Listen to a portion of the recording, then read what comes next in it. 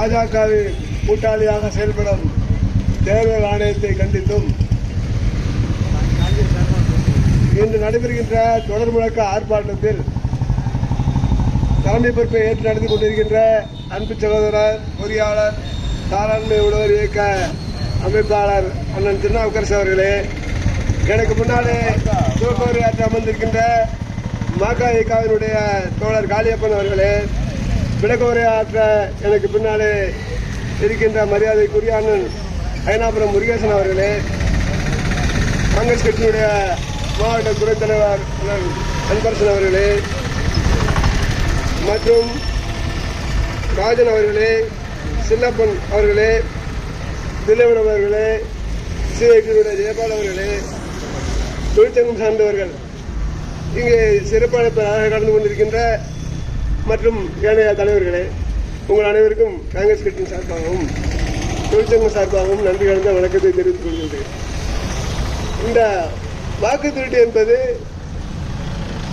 நாமெல்லாம் ஆச்சரியப்படக்கூடிய அளவிலே கடந்த தேர்தலிலே வெற்றி பெற முடியாத சூழ்நிலையில் இருந்த பாரதிய ஜனதா அரசு பாஜக எப்படி ஆட்சியில் அமைத்தது என்று எல்லோரும் சிந்தித்துக் கொண்டிருந்த நேரத்திலே ராகுல் காந்தி அவர்கள் ஒரே ஒரு தொகுதியை உதாரணத்திற்கு எடுத்து அந்த தொகுதியிலே எப்படி ஓட்டு திருட்டு நடைபெற்றது, போலி வாக்காளர்கள் எப்படி சேர்க்கப்பட்டார்கள் என்பதை ஆராய்ச்சி செய்து 6 மாதம் ஆராய்ச்சி செய்து அதை காட்டிய பொழுது தேர்தல் ஆணையம் நாங்கள் அப்படித்தான் செய்வோம் என்ற இருமாப்புடன் ராகுல் காந்தி அவர்களுக்கு மிரட்டல் விட்டது.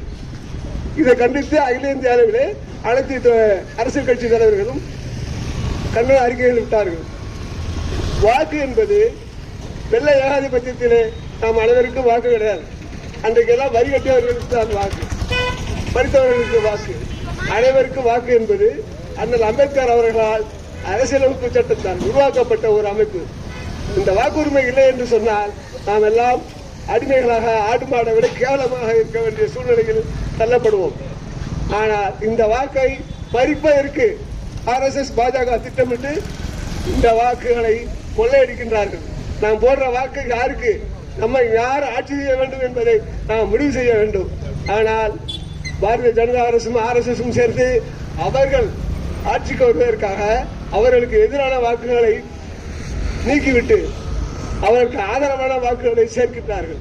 அப்படி சேர்க்கின்ற பொழுது அப்பா பேர் கிடையாது, ஒரே வீட்டில் 90-100 பிள்ளைகள், ஒரே அப்பாவுக்கு 100 பிள்ளைங்க, ஒரு வீட்டில் 100 பேர், இது எப்படி சாத்தியமாகும்? இதைத்தான் ராகுல் காந்தி அவர்கள் கேள்வி எழுப்பினார்கள். ஆனால் தேர்தல் ஆணையம் அதை மறுக்க வேண்டுமா அல்லது ஆராய்ச்சி செய்ய வேண்டுமா? ஒன்றுமே செய்யல. ராகுல் காந்திக்கு மிரட்டல் இருக்கின்றார்கள்.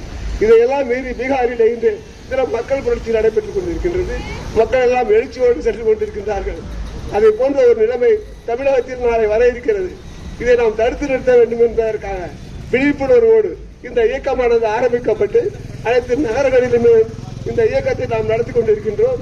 இந்த இயக்கம் என்பது பொதுமக்களிடம் செல்ல வேண்டும். பொதுமக்கள் நம்முடைய வாக்கு என் வாக்கு என் உரிமை என்ற கோஷத்தை முன்னெடுத்து நம்முடைய வாக்கை காப்பாற்ற வேண்டும் என்று கூறிக்கொண்டு தந்த வாய்ப்பு நன்றி கொண்டு நன்றி, வணக்கம். தோழருக்கு நன்றியை தெரிவித்து சமவெளி விவசாயிகள் இயக்கத்துடைய ஒருங்கிணைப்பாளர்